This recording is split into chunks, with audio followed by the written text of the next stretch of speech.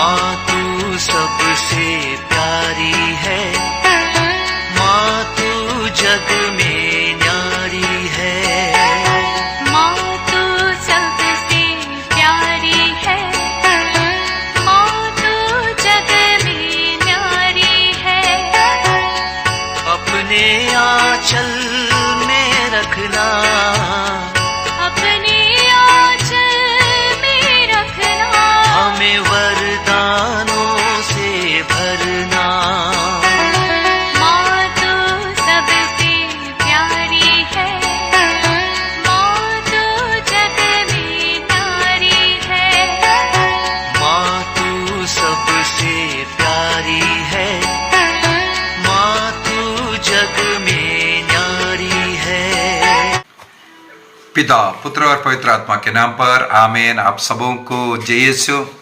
हम लोगों ने कल के क्लास में सीखा था बाइबल कौन सी भाषा में लिखा, क्यों हिब्रू भाषा, क्यों अरामाया भाषा, क्यों ग्रीक भाषा, और आगे चल करके जो हिब्रू बाइबल हिब्रू भाषा में लिखा हुआ उस 24 किताबों का तन को, यहूदी धर्म ग्रंथ को यूनानी भाषा में डिवाइड करना, ट्रांसलेट करना, और ट्रांसलेट अनुवाद करते वक्त जो बड़े बड़े किताबें था उसको 2 भागों में कई किताबों को डिवाइड किया। इस प्रकार 15 किताब और ज़्यादा हुआ। इस प्रकार 24 किताबों का संख्या 39 बन गया, 39 बन गया। और उस समय पर यूनानी भाषा में वहां पर प्रचलित 7 अन्य किताबों को भी इस यूनानी सप्तजिंद बाइबल के साथ जुड़ना, और जैसे दानियल का ग्रंथ हो या युदित का ग्रंथ हो, वहां पर उस समय पर युदित नहीं, एस्तेर का ग्रंथ उस समय पर यूनानी भाषा में जो किताबें अवेलेबल था उसको भी उन किताबों के साथ जोड़ना। इस प्रकार 46 किताबों का सप्तजिंद 3री सदी में जो शुरू हुआ था, उसको आगे चल करके आज 16वीं सदी के बाद बनने वाले जो कलीसिया में यहूदी लोग जिस यूनानी ट्रांसलेशन को तिरस्कार किया, जिस बाइबल को ईसा मसीह ने इस्तेमाल किया, आदिम कलीसिया इस्तेमाल कर रहा था, उसको यहूदी धर्म ना मानना और उनका जो पुराना हिब्रू भाषा में लिखा हुआ उसी को वे लोग स्वीकार करना शुरू किया। क्या कारण है? उसके अंदर अनेकों ऐसे किताबें हैं जिस किताब ईसा मसीह की ओर इंगित करता है, मुक्तिदाता की ओर इंगित करता है, और साथ ही साथ यहूदियों में जो सदूकी लोग, हमें मालूम है, पुनरुत्थान पर विश्वास नहीं करता था, लेकिन पुनरुत्थान के विषय में लिखने वाला मक्काबियों का ग्रंथ को अगर उन लोग स्वीकार करेगा तो उनको पुनरुत्थान में विश्वास करना भी जरूरी पड़ेगा। तो इसलिए यूनानी भाषा में लिखी हुई ऐसे जो किताब जो जोड़ा गया सप्तजिंद ट्रांसलेशन के समय पर, उसको यहूदी लोग धीरे धीरे तिरस्कार करना शुरू किया। कहा जाता है AD 100 में यामनी नाम के जगह पर उनका सिनड बुलाया गया और वहां निर्णय किया केवल हिब्रू बाइबल को हम स्वीकार करेंगे। लेकिन मुझे ये पढ़ने के लिए मिला है यामनी महासभा बोल करके एक महासभा इतिहास में कभी हुआ ही नहीं। यामनी महासभा बोल करके जो यहूदियों का धर्म ग्रंथ का कैनन बना बोल करके जो सिखा रहा है वो दरअसल झूठी शिक्षा है, क्योंकि इतिहास के पन्ने के अंदर ऐसा एक महासभा यहूदियों का कभी नहीं हुआ है। लेकिन बाइबल पंडितों का एक मत है, यामनी में उस समय पर यहूदियों का जो यूनिवर्सिटीज चलता था वहाँ देश विदेश से अनेकों यहूदी लोग आकर के सीखते थे, और उन लोगों ने हो सकता है निर्णय किया हो कि जो सीखने के लिए आया हुआ या वहाँ सिखाने वाले लोग जो यूनानी भाषा में लिखा हुआ किताब को वहाँ इनकार किया होगा, पढ़ाना बंद किया होगा। इसलिए आगे चल करके यामनिया में एक महासभा बुलाया, वहां पर कैनन बनाया कर करके बताते हैं ये दरअसल झूठ है। वहां का यूनिवर्सिटी में यूनानी भाषा का उन बाइबल के किताबों को सिखाना बंद किया, ये अवश्य हुआ होगा, ये बताया जाता है। सबसे पहली बात है 382 में जो रोमन सिनड एडी 382 में क्रिस्तियों का जो रोमन सिनड हुआ था, उसमें नया विधान का 27 किताबों का एक लिस्ट संत अतनसियुस वहां पर पेश किया था। उस समय संत पापा ने उसको स्वीकार किया और उन 27 किताबों के विषय में पढ़ने के लिए संत पापा ने लोगों को नियुक्त किया। 382 के उस सिनड के अंदर संत जेरोम को इस यूनानी भाषा में जितने भी किताबें हैं उसके ऊपर फिर से स्टडी करने के लिए, और पुराना विधान का जो 46 किताब यूनानी भाषा में है उसको लातीनी भाषा में अनुवाद करने के लिए, ट्रांसलेट करने के लिए नियुक्त भी किया था। इसका मतलब है 383 से लेकर के 383 से लेकर के संत जेरोम उससे अनुवाद करना शुरू किया करके इतिहास कहते हैं, और 405 तक उनका मृत्यु तक ये कार्य, ये सिलसिला जारी रखा था। इस प्रकार संत जेरोम के समय पर 73 किताबों का लातीनी अनुवाद हुआ, उससे हम लोग वुल्गाते बाइबल कहते हैं। उस वुल्गाते बाइबल और ये 73 किताब जिनके ऊपर आधिकारिक रूप से पढ़ाई चल रहा था, 393 में 393 में हिप्पो में एक महासभा बुलाई गई, और 397 में कार्तेज में तीसरी कार्तेज महासभा, और उसी प्रकार 419 में चौथी कार्तेज महासभा 419, और 1442 में 1442 सन 1442 में फ्लोरेंस में महासभा हुआ। कैथोलिक कलीसिया का धर्म शिक्षा ग्रंथ 120 के अंदर हमें पढ़ने के लिए मिलता है, इन महासभाओं में ये 73 किताबों का बाइबल को, क्रिस्तीय धर्म ग्रंथ को पारित किया गया।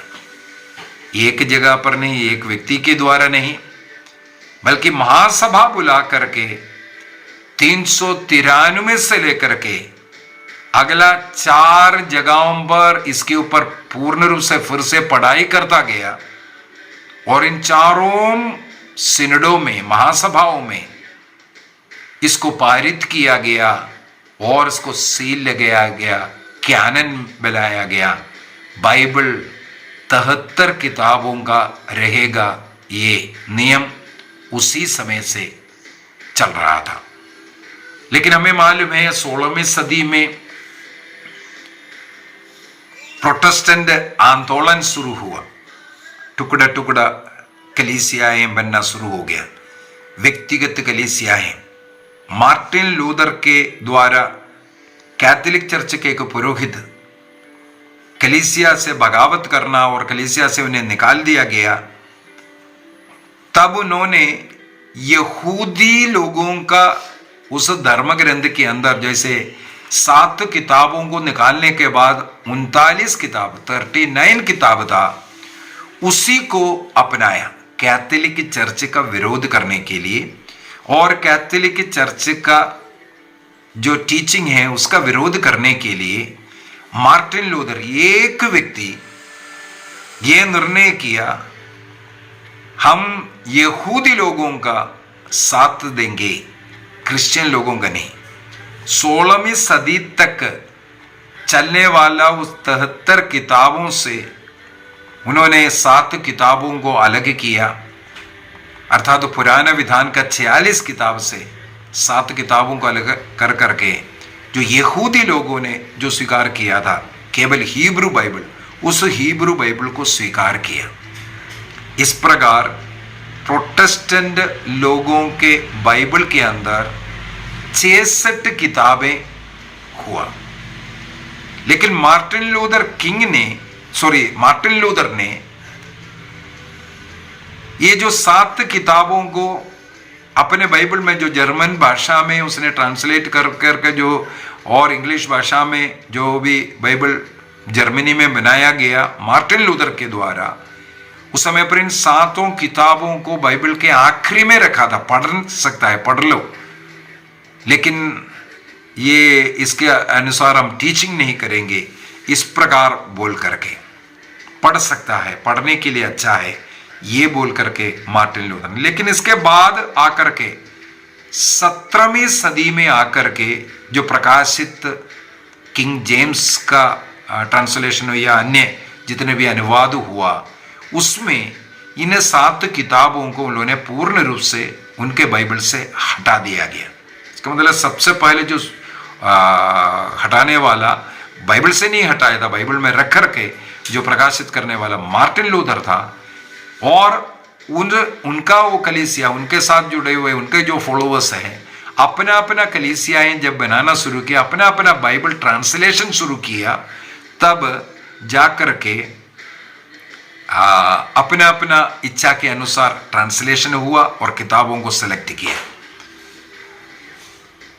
1827 से के बाद 1827 मतलब 1827 19वीं सदी के बाद जितने भी प्रोटेस्टेंट जो कलीसियाएं जो हुआ है, जो ट्रांसलेट कर करके जो बाइबलें बनाया है, उसके अंदर केवल 39 था।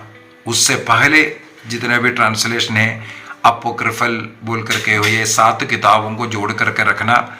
और धीरे धीरे 19वीं सदी के बाद उनके बाइबल से इन 7 किताब पूर्ण रूप से निकला कर करके इतिहास जो बाइबल ट्रांसलेशन जो बाइबलों को देखेंगे ये मिलता है। जब ये प्रोटेस्टेंट आंदोलन शुरू हुआ, कैथोलिक चर्च ने फिर से सिनेड बुलाया, फिर से इन 73 किताबों के ऊपर टीचिंग पढ़ाई करना शुरू किया, पढ़ना शुरू किया। क्या सचमुच में 39 चाहिए या 46 चाहिए? वहां पर 1545 में 1545 में ट्रेंड महासभा, तंद्रोस महासभा बुलाया गया।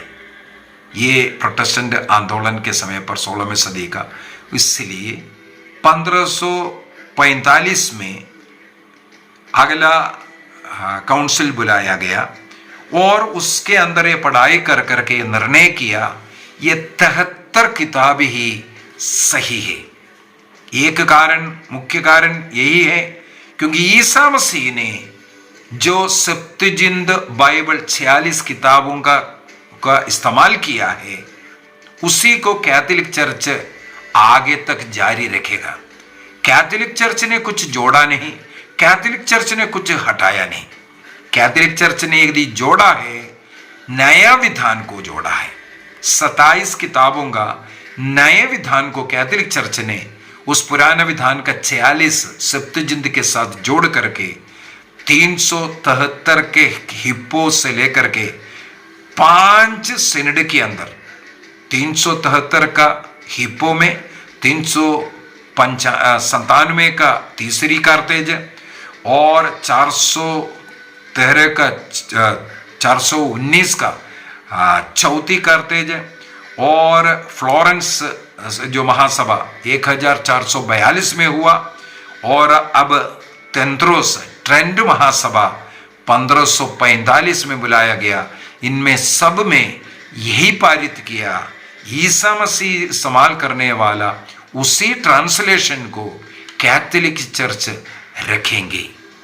इसलिए कैथोलिक चर्च के अंदर बाइबल के अंदर 73 किताब हैं और प्रोटेस्टेंट बाइबल के अंदर 66 किताब हैं। मेरे विचार में आप लोगों को ये समझ में आया होगा।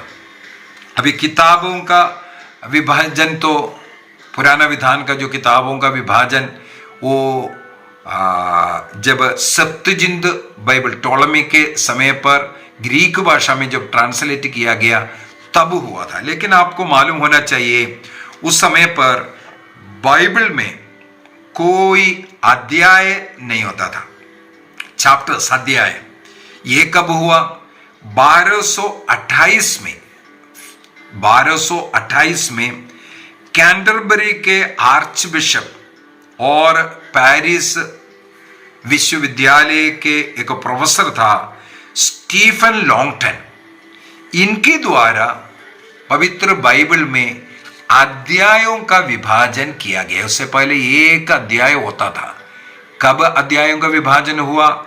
1228 में, 1000 AD 1228 में सबसे पहले अध्यायों का विभाजन हुआ।